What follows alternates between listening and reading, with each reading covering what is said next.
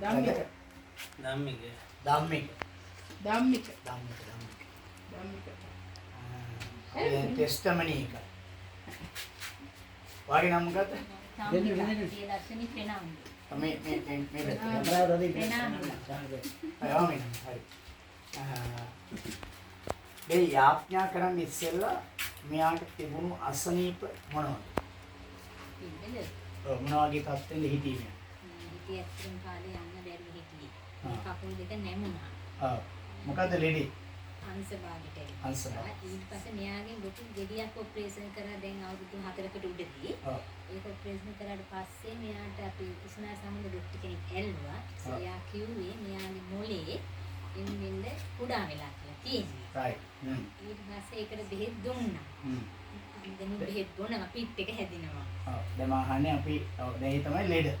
ඔව් තිබ්බේ. ඒකට ඇවිදින්න බැරුව එහෙම හිටියේ. නේ? ඒක සත්‍ය දෙන්නේ කියන්නේ නේ.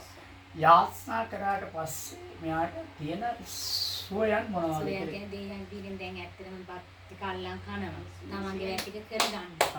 වෙන මොනවද තියෙන්නේ? දැන් ඔය තනියම ගිහින් යනවා. එහෙමත් යනවා දැන්. අවසට වගේ කඩේ පැත්තට උනත් යනවා. අපි යන්න දෙන්නේ නැහැ. උනාට යන්න පුළුවන් දෙයිනේ. බස් වලත් ගියාද? ඔව්. බස් එකෙත් ගියා. ඒතර කලින් එහෙම ඇවිදින්න බැරුව හිටියේ. සතියක් හොස්පිටල් එකේ හිටියා. ඉඳ ගන්න රෝද කුටියේ ගියේ. ඔයාට කොහොමද ජේසුස් වහන්සේගේ සුවය දැනෙන්නේ? ඔයා කොහොමද දැනෙන්නේ? සතුටු වෙයිද? යේසුස් වහන්සේගේ සුවය ලැබුණ කවුද සුව කරේවා? යේසුස් වහන්සේ.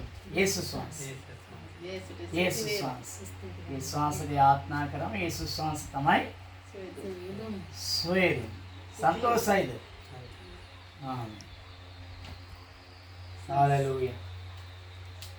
හalleluya. අස්සරියස්. අස්සරියස්. ආශිර්වාද. ලේවල්